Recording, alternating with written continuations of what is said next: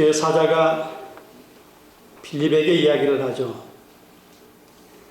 지금 에디오피아 내시가 예루살렘으로 예배하러 갔다가 다시 돌아가는데 그가 하나님의 말씀을 읽고 있어서 그 말씀을 깨닫지 못하고 있다는 겁니다. 그러니 광야길에 가서 가사까지 내려가가지고 광야길에 가서 그를 만나 하나님의 말씀의 내용을 가르치고 복음을 전함으로 말미암아 깨닫게 해 주어야 한다 라고 이야기를 하고 있습니다. 자, 광야라고 하는 것은 영적인 의미가 있죠. 그냥 메마른 곳, 아무것도 황야, 그런 개념의 광야가로 끝나는 것이 아니라 광야라고 하는 것은 영적인 의미가 있다고 그랬습니다. 광야는 히브리어로 미드바르입니다. 다바르에서, 다바르라는 것은 말씀. 그래서 광야는 이스라엘 문화 속에 그냥 광야 그러면 그들은 머릿속에서 하나님 말씀을 만나는 거예요. 하나님을 만나는 곳이 광야입니다. 광야. 하나님을 만나는 곳. 우리가 인생의 광야에 있을 때에 우리는 광야에서 하나님을 만나는 곳이 돼야 돼요. 오늘 에디오피아 내시가 광야의 길에서 하나님의 말씀을 가르침받고 또 복음을 들음으로 말미암아 세례를 받는 고백까지 나가게 됐어요. 자, 우리도 인생의 광야에 있을 때에 주의 말씀을 듣고 깨닫고 알고 해서 고백하는 신앙으로 우리의 신앙의 고백이 우리 인생 속에서 나타나는 삶으로 나타나는 저와 여러분이 될 수 있기를 주의 이름으로 축원합니다. 자, 우리는 광야의 길에서 어떤 모습의 신앙이 되어야 되느냐? 말씀에 대해서 가르침을 받을 수 있어야 된다. 30절, 31절을 보게 되어지면 이렇게 이야기를 하죠. 빌립이 달려가서 선지자 이사야의 글을 읽는 것을 듣고 말하되 읽는 것을 깨달느냐? 대답하되 지도해 주는 사람이 없으니 어찌 깨달을 수 있느냐 하고 빌립을 청하여 수레에 올라 같이 앉으라 하니라. 자, 우리는 다른 사람의 가르침과 도움을 통해서 말씀을 제대로 알게 된다는 거예요. 우리는 자기만 나는 내가 똑똑하니까 말씀을 읽으면 깨달아져 또는 깨달을 수 있어. 여러분, 우리는 한계를 가지고 있습니다. 또 하나님이 깨닫게 해주시는 영역도 각각 사람이 달라요. 그래서 우리는요, 사실은 가르침을 받는 그런 신앙이 돼요. 오늘 본문 이야기를 하잖아요. 야, 깨달느냐? 라고 물었을 때 대답할 때 뭐라고 이야기를? 지도해주는 사람이 없으니, 가르쳐주는 사람이 없으니 내가 어떻게 깨달을 수 있느냐? 이게 하나의 우리에게 있어서의 질문을 던져주고 답을 주는 거예요. 지도가 필요하다는 거예요. 우리는 가르침을 받을 필요성이 있다라고 하는 사실을 우리에게 가르쳐주고 있어요. 자기만 다 세상을 다 깨닫는 것이 아니라는 거예요. 우리는요, 하나님 또 다른 사람에게 주신 은혜가 있어요. 그 사람을 통해서 우리는 깨닫게 해주시는, 알게 해주시는 이 은혜가 우리에게 다가온다는 사실. 지도해주는 사람이, 가르침을 줄 수 있는 사람이 필요해요. 사도행전 18장 25절에 보게 되어지면 아볼로가요, 성경에 능통한 사람이었는데 그가 요한의 세례만 안 돼요. 아니, 성경이 능통하면 다 알아야 될 거 아니에요. 그리고 그냥 내버려 두면 될 거 아니에요. 그런데 브리스길라와 아굴라가 데려다가 예수의 세례까지 가르치는 거예요. 요한의 세례만 구원을 얻는 걸 생각을 하고 요한의 세례만 이야기를 하는 그에게 성경에 능통한 사람이었지만 아볼로와 브리스길라와 아굴라가 이 아볼로를 데려다가 다시 가르치는 거예요. 성경에 능통한 사람인데. 이 능통한 사람이 가르침을 받고 있다 이 말이죠. 여러분, 우리는 자기 한계를 깨달아야 되고 반대로 주님이 주신 은혜가 다른 많은 사람들에게 더 풍성하게 있다는 사실도 우리는 깨달을 수 있어야 되고, 그리고 그 가르침을 통해서 우리는 또 새로운 것을 알아가게 된다라고 하는 거예요. 오늘 빌립을 통해서 가르침을 받는 것을 통해서 복음을 깨닫게 되죠. 자, 그래서 우리는요, 하나님의 말씀의 가르침이 또는 가르침을 받는 것이 얼마나 중요한지에 대한 부분을 성경에 여러 군데서 이야기를 하고 있습니다. 자, 구약으로 넘어가면은 이스라엘 백성들이 바벨론 포로로 끌려갔다가 70년의 포로의 기간이 끝나고 나서 다시 예루살렘으로 돌아오는데 사람들이 말씀을 많이 읽지 못했잖아요. 돌아왔어요. 그래서 에스라, 학살겸 제사장 에스라를 중심으로 해서 다시 강단에서 말씀이 선포되는데, 그때 말씀을 듣고 깨닫지 못하는 사람들이 있었어요. 그래서 그 주변에 레인들이 함께 있었는데, 레인들이 말씀을 해석해 줘요. 깨닫게 해줘요. 그들이 눈물 콧물을 흘리면서 하나님 앞에 그 말씀을 깨닫고 삶의 변화가 일어나기 시작을 하는 거예요. 말씀을 깨달아야 삶의 변화가 나타나게, 말씀의 가르침을 통해서 깨닫게 되어서, 자, 성경에서 우리 가르쳐 주는 내용이 있죠. 사도 바울이 고린도후서 3장 13절 이하를 보면은요, 사실 구약 성경을 다시 풀어서 설명을 해주니까 우리가 잘 알 수 있어요. 이 사도 바울이요, 그 시내산에 올라가서 모세가 하나님 말씀을 받고자 40일 동안 금식을 할 때 주 여호와의 빛이 그에게 비춤으로 말미암아 말씀 받고 내려올 때 빛이 너무 강력하니까 얼굴에 반짝반짝 빛이 나서, 그래서 수건을 그걸 보지 못하도록, 그 영광이 참 영광이 아니니까 얼굴을 보지 못하도록 수건을 덮었단 말이에요. 근데 그거를 고린도후서 3장 13절 이하의 내용을 이야기하잖아요. 그리스도에게로 돌아가면 너희의 얼굴에 수건이 벗겨지리라. 참 빛은, 이게 반사되는 빛이 그 빛이 아니라 그건 율법이라는 거예요. 우리 속에 들어있는 예수 그리스도가 참 빛이라는 거예요. 그래서 그리스도에게로 돌아가면 너희 얼굴에 수건이 벗겨지리라. 이걸 해석해 주니까 우리가 알게 되는 거예요. 막연히 그것일 것 같다 이렇게 표현하고 우리는 그렇게 생각하지만 그 안에서 읽어낼 수가 있어요. 사도 바울이 우리에게 정확하게 알려주고 있다. 그 빛은 율법이고, 그리고 예수 그리스도가 우리 안에 들어온 참빛이다. 우리 속에 있는 빛이 진짜 빛이잖아요. 그래서 그리스도에게 돌아가면 그 수건 율법이 그게 참빛이 아니라는 거예요. 진짜 빛이 아니라는 거예요. 뭔가를 가리키는 빛이라는 거예요.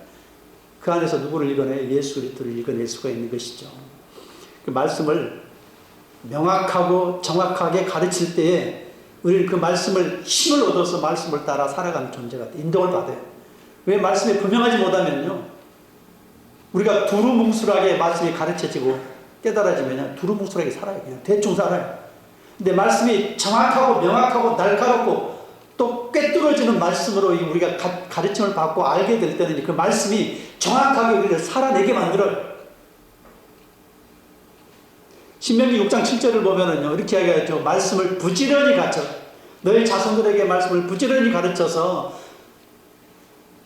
앉았을 때나 길을 갈 때나 누워있을 때나 일어날 때나 말씀을 무시로 강론하래요.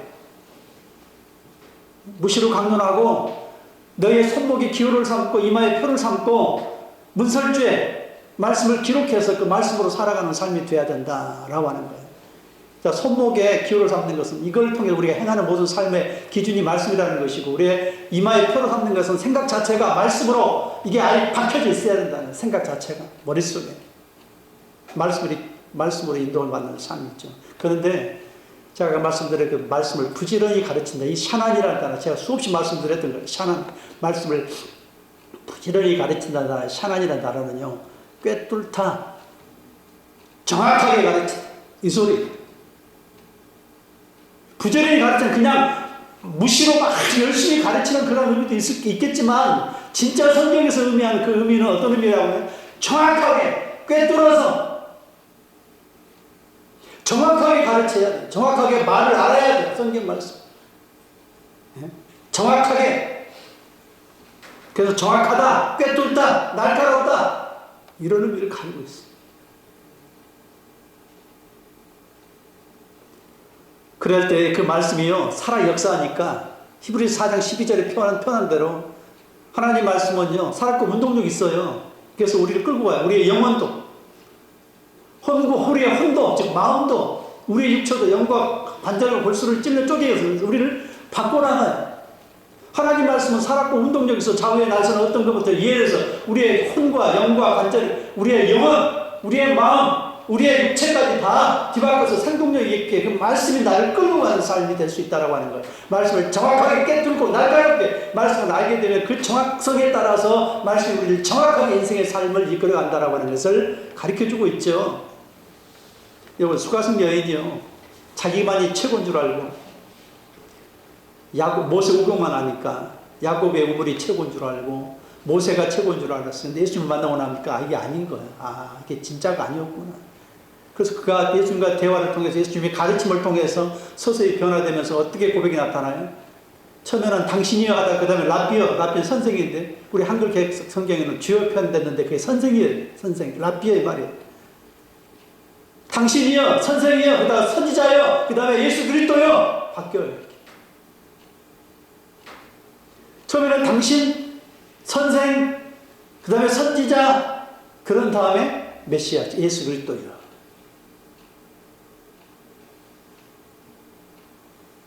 우리의 신앙 고백이 바뀌게 돼요. 히브리서 4장 16절에 때를 따라 너희가 긍휼하심을 받고 때를 따라 돈 은혜를 얻기 위하여 은혜 보좌 앞에 담대히 나갔죠. 은혜 보좌가 사실은 그 지성소 있잖아요. 말씀에 언약궤가 은혜 보좌잖아요. 언약은 말씀으로 언약한 거예요. 그 자신이 예수님이시고 동시에요. 시편 28편 2절에 보면은요. 지성소를 뭐라고 표현하냐면 드빌 코데시, 원래 지성소를 지극히 거룩한 것, 히브리의 단어 두 가지 의미의 표현. 하나는 아까 이야기했던 것처럼 드빌 코데시, 이거는 드빌이라는 게 다발에서 온 단어예요. 이거는 말씀의 장소라 이 말이에요.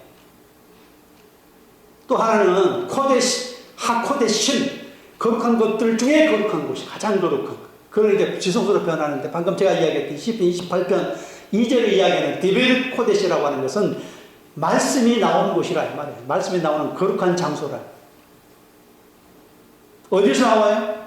언약의 보좌 위에, 언약궤 위에서 나오는 거예요. 그래서 히브리서 4장 16절에 그 드빌이라는 단어가 말씀의 근거에서 나오는 단어이기 때문에 긍휼하심 받고 때를 따라 돕는 은혜를 얻기 위해서는 주님의 말씀 안으로 들어가는 것 같아요. 예수님 안으로 들어가는 것 같아요. 예수님 언약 안으로 들어가는 것 같아요. 우리 말씀을 붙드는 거예요. 매 순간마다 주님을 붙든다라고 하는 것이 이걸 다른 말로 표현하면 말씀을 붙든다고 같은 말이 될 수 있다 이 말이에요. 가르침을 받는 말씀을 통해서 깨달아서 능력의 말씀으로 사는 삶이 될 수 있기를 주의 이름으로 축원합니다. 두 번째로 말씀을 통해서 예수님을 볼 수 있어야 돼요. 자, 이제 말씀의 가르침을 받았어요. 그리고 자기 한계를 뛰어넘었어요. 이제 자기가 깨닫지 못하면 깨닫게 돼요. 지도를 받아서. 두 번째는 이제 그 말씀을 통해서 주님을 보게 되죠. 근데 우리는 주님을 보는 데까지 가야 되죠. 그래서 32절, 35절까지 보면 32절에 읽는 성경 구절은 이것이니 읽었을 때 그가 도살자에게로 가는 양과 같이 끌려갔고 털 깎는 자 앞에 있는 어린 양이 조용한 것 같이 그의 입을 열지 아니하였도다. 그가 굴욕을 당했을 때 공정한 재판도 받지 못하였으니 누가 그의 세대를 말하리요. 그의 생명이 땅에서 빼앗기미로다 하였거늘 그 내시가 빌백에 말하되 청컨대 내가 묻노니 선지자가 이 말한 것이 누구를 가리킴이냐 자기를 가리킴이냐 타인을 가리킴이냐 빌립이 입을 열어 이 글을 시작하여 예수를 가르쳐 복음을 전하니 복음을 전했어. 이 말로부터 시작해서 다시 구약 성경을 쫙 풀어가지고 이거는 예수님이다 라고 이야기해요. 어린 양이 뭐냐? 이사야 53장 7절에 이 내용이 이해가 안 가는 것을 지금 물어보잖아요. 이게 누구냐? 누구냐? 이사야 선지자 자기가 자기 자신을 이야기한 거냐? 아니면 이스라엘 백성을 이야기한 거냐? 아니면 또 다른 어떤 메시아를 이야기한 것이냐라고 묻고 있는 거예요. 그럴 때 그가 누구냐? 예수님이라 이야기하고 있는 거예요. 그가 예수님이다. 어린 양이 누구냐? 어린 양이 예수님이다. 자, 엠마오 도상에 누가복음 24장 27절을 보면 엠마오 도상에 두 제자가 이제 예수님이 죽고 난 다음에 허망을 마음에 좌절 낙심을 하고 고향으로 돌아가요. 근데 부하신 예수님이 그 영으로 그 제자들 사이에 따라오면서 말을 걸잖아요. 그때 그들은 더디 믿는 자들이요. 아무리 이야기를 해도 우리는 기대했던 그 예수님이 다 죽어버렸으니 그가 사라졌으니 우리는 더 이상 희망이 없다고 지금 터덜터덜하고 지금 불평을 내려가고 있는 길에 다시 지금 그 죽은 예수가 누구냐, 그 죽은 사람이 누구냐라고 하는 것을 지금 자기가 자기 영으로 나타나서 그 대화를 하고 있다 이 말이죠. 그러면서 성경에요. 누가복음 24장 27절에 이렇게 이야기를 하죠. 예수님께서 모세와 선지자 글로 시작을 해서 모든 성경에 쓴 바 자기에 관한 것을 자세히 설명하니라. 모세와 선지자의 글로부터 시작을 해서 모든 성경에 쓴 바 자기에 관한 것을 다 설명하니. 그랬더니 눈이 밝아지고, 그랬더니 어떻게 돼요? 말씀을 들을 때 마음이 뜨거워져서 가던 길을 다시 돌아서 어디로 가요? 예루살렘으로 가는 거예요. 그리고 제자들 다시 만나요.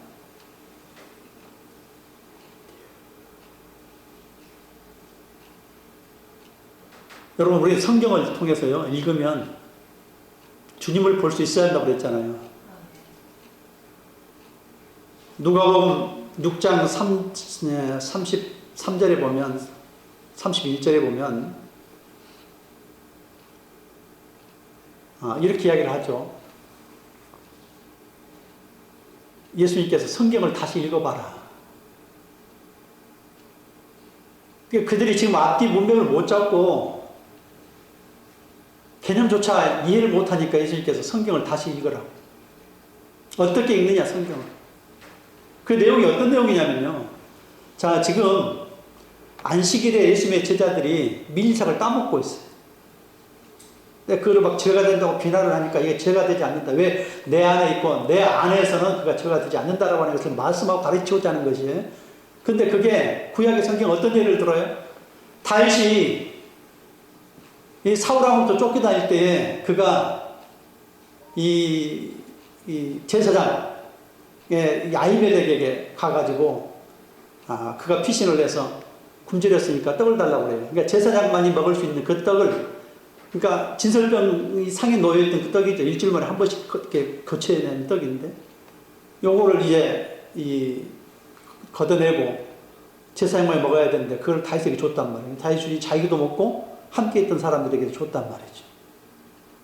이 사건을 통해서 너희가 메시아인 예수님이 오실 것에 참 다윗으로 오실 예수님을 볼 수 있어요. 이 그림을 통해서. 그러면 오늘 지금 그 안식일에 추수하는 사건을 통해서 나는 안식일의 주인이라고 그러잖아요. 내가 주인이라는. 그러면 이 이야기를 통해서 다시 읽어봐라. 너가 구약으로 다시 넘어가서 다윗의 그 사건을 통해서 읽었을 때 너희가 무엇이 보이느냐? 오실 예수님이 그 안에 기록되어 있는 것을 너희가 볼 수 있어야 된다라고 하는 거예요. 참 다윗의 후손으로 오실, 또 참 다윗으로 오실 예수님을 볼 수 있어야 된다. 그래서 성경을 다시 읽어봐라는 거예요. 아나기노스코, 임에 다시 알아보라 이 말이에요. 다시 뭘 읽어 알아보라는 거예요. 주님을 볼 수 있는 눈이 열려야 한다 이 말이에요. 주님을 아무리 성경을 읽어도 주님이 보이지 않으면 그는 헛된 것이고 잘못된 것이다라고 하는 것을 우리에게 가르쳐주고 있는 거예요. 여러분 보입니까? 보여야 돼요. 누가복음 10장에요. 강도받은 자의 비유를 통해서 성경에서는 내가 예수입니다. 그걸 이야기를 직접적으로 이야기하지 않잖아요. 그런데 그 이야기를 통해서 우리는 뭘 읽어요? 주님이 있다는 것을 읽어낼 수 있잖아요. 그 비유가 어떤 비유였어요? 강도받은 자의 이웃이 누구냐? 참 이웃이 누구냐? 자, 예루살렘에서 여리고까지 내려가는 길이, 예루살렘은 800고지가 넘는 곳이, 그리고 여리고는요 마이너스 400이 되는 해발 고도가 낮아요. 그러니까 고도차가 1200이 나죠. 그러면 쭉쭉 내려가는 길이에요. 내려가는 길. 근데 예루살렘을 갔다가 다시 내려오는 길에는 그게 강도들이 많이 출몰을 하기 때문에, 근데 이 비유를 들어서 이야기하는 거예요. 오다가 강도를 맞아서 그가 죽을 위기에 처했단 말이에요. 근데 자기 동족이라 이야기하고 그렇게 이웃을 사랑을 강조했던 레인도 그냥 지나가고 제사장도 그냥 지나가 버려요. 근데 그들이 그렇게 원수 취급을 하고 이방인보다 더 더럽다고 취급을 했던 사마리아인이 그 강도 맞은 자 유대인을 거둬요. 그리고 아픈 곳을 치료해주고 숙소에 들어가가지고 그 비용도 다 지불하고 더 들어가면 더 들어갈 것을 지불해주겠다고 약속까지 하고. 누가 참 이웃이냐? 레인이었더냐? 제사장이었더냐? 너 유대인 혈족이었더냐? 너희가 그렇게 무시하고 멸시했던 사마리아인이 너희 참 이웃이지 않느냐? 그 사마리아인이, 그거는 성경에 안 나오잖아요. 뭘 우리가 이야기하자는 거예요? 너희가 그렇게 멸시했던 거부했던 대적했던 예수님이 사마리아인과 같이 오셨다 이 말이에요. 거기서 우리는 예수님을 읽어낼 수 있어야 돼요. 우리의 참 이웃으로 오신 분이 누구냐 이 말이에요. 예수님이라는 예수님. 아무런 우리를 거들떠 보지 않지만은 우리는 그를 또 대적하고 거부하고 했지만 그분은 우리에게 찾아오신 진정한 이웃으로 오신 분이시다. 우리를 구원하러 오신 분이시다. 그를 읽어낼 수 있어야 돼, 성경에서. 자, 세상 죄를 지고 가신 어린 양이잖아요, 오늘 본문 속에. 세상 죄를 지고 가는 어린 양. 자, 세상 죄를 지고 가는 어린 양이 세상 죄를 짊어지셔야 되는 그 주님이셔요. 이 세상에는 죄가 지금 가득 차 있기 때문에 그 죄를 없애지 않고는 결코 우리가 주는 구원을 받을 수 없으니 죄를 지고 가는 어린 양으로 오셨다는 이 사실을, 이걸 깨달아야 돼. 이게 예수님이라는 사실을 깨달아야 되는데 그걸 놓쳐버리면 다 놓치는 것이죠. 여러분 누가복음 2장에 보면은요, 2장 18절에 헤롯이 2살 어린아이 이하를 다 죽이라고 그러잖아요. 그럴 때에 그 부모들이 너무나 고통스럽고 슬퍼서 눈물을 흘릴 때 그때 뭐라고 이야기하냐면 라마에서 슬퍼 통곡하는 소리가 들리니 라헬이 자식을 위해서 애국하는 것이라.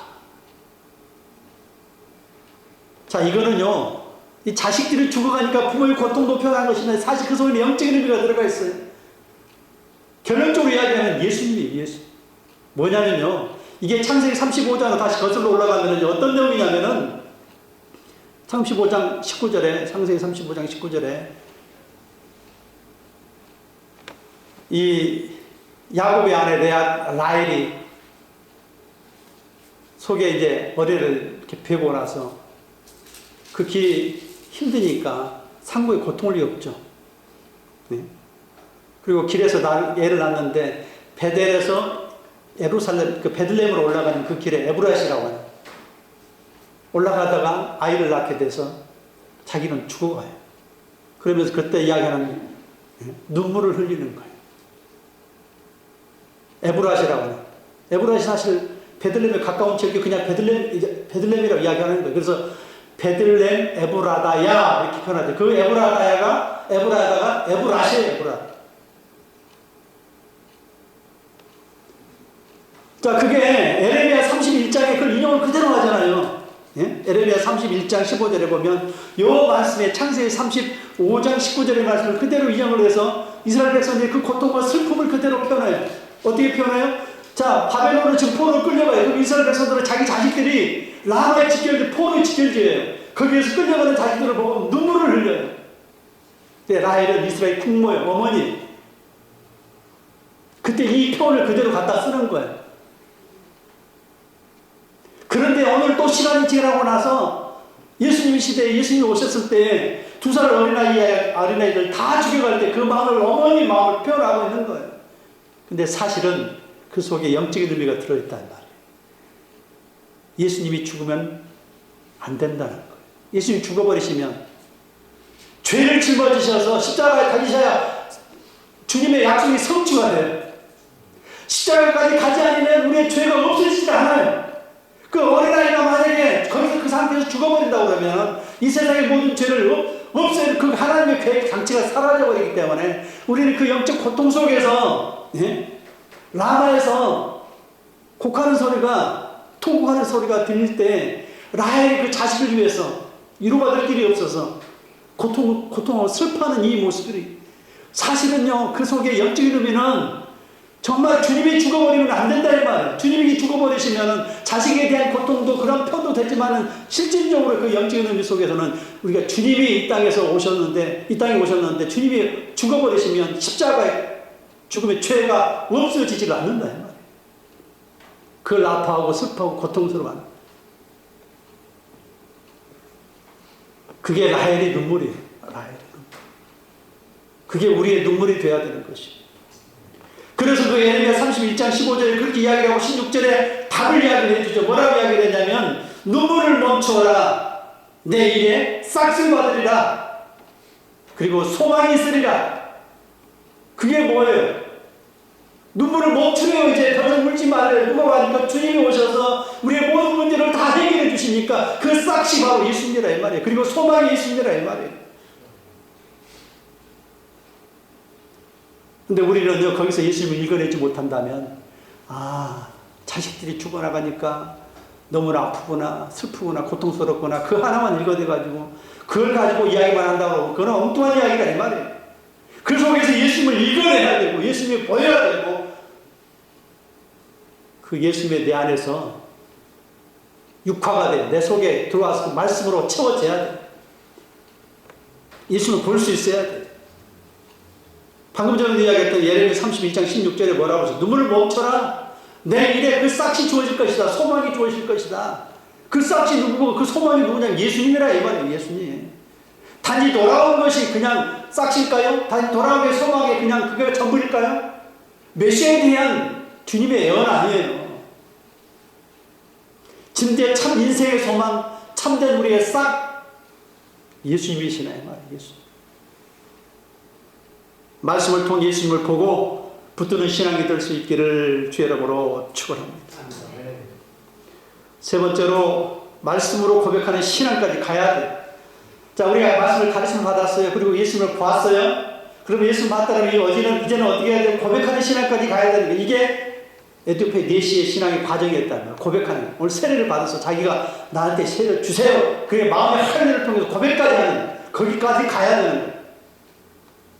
36절부터 39절까지 길 가다가 물 있는 곳에 이르러 그 내시가 말하되 보라 물이 있으니 내가 세례를 받으면 무슨 꺼리낌이 있느냐. 이에 명하여 수레를 멈추고 빌립과 내시가 둘 다 물에 내려가 빌립이 세례를 베풀고 둘이 물에서 올라왔어요. 주의 영이 빌립을 이끌어 간지라 내시는 기쁘게 길을 가므로 그를 다시 보지 못하니라. 자, 말씀을 통해서 예수님을 알고 고백하는 신앙까지 나가야 된다. 네, 빌립이 이제 당신은 깨달았으니까 세례를 받으시오 하지 않고 어떻게 했어요? 그가 그 내면의 깨달음을 통해서 주님에 대한 고백이 어디까지 가요? 세례를 받음까지 가는 거예요. 자발적인 요청, 거기까지 깨달았다. 억지로 받으시오 한 게 아니고 그가 스스로 고백하는 그 마음의 뜨거움이 속에서 온 거예요. 진짜 메시아를 만나게 된 것을 알게 된 것을 고백하는 세례, 이게 마음의 할례가 지금 이루어진 거예요. 겉으로는 세례지만 그 내면 속에 마음의 할례가 이루어진 거예요.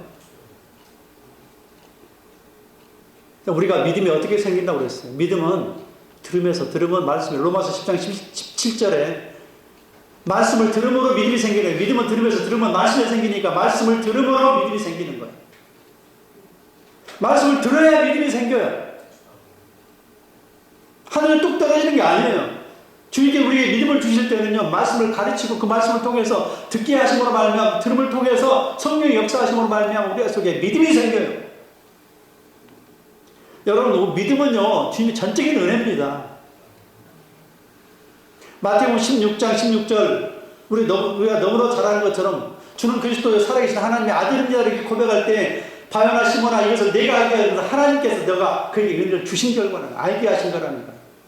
네가 똑똑해서 아는 게 아니라 고백하는 게 아니라 자 너희는 나를 누구로 아느냐. 그럴 때 제자들이 뭐라고 대답해요? 어떤 사람들은요 엘리야라고 하고요. 어떤 사람은 세례 요한이라고도 합니다. 근데 주님이 알게 해주시지 못하면요 세례 요한이라고 하는 사람도 많고요.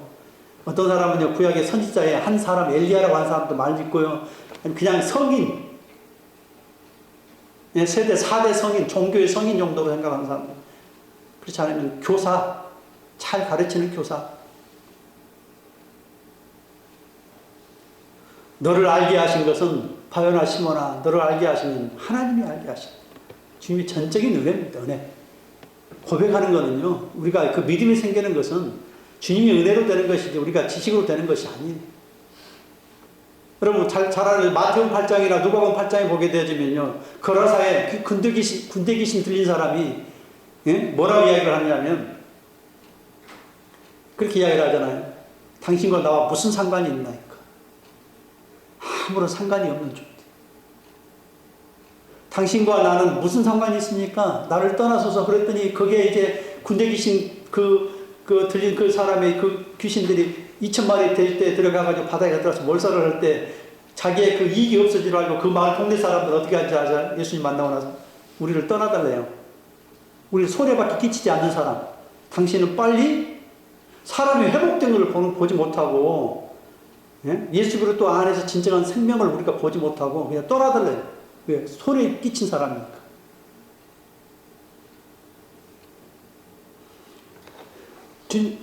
우리가 아무리 보세요. 그 군대 귀신 들린 사람이 회복되는 그 사건을 보고서도 깨닫지 못하는 거예요. 이거 주님의 은혜가 안 주어져요. 안 주어지면 안 되는 겁니다. 알게 하시는니다. 하나님. 믿음도 은혜예요. 은혜. 자, 우리는 고백하는 신앙까지 가야 돼.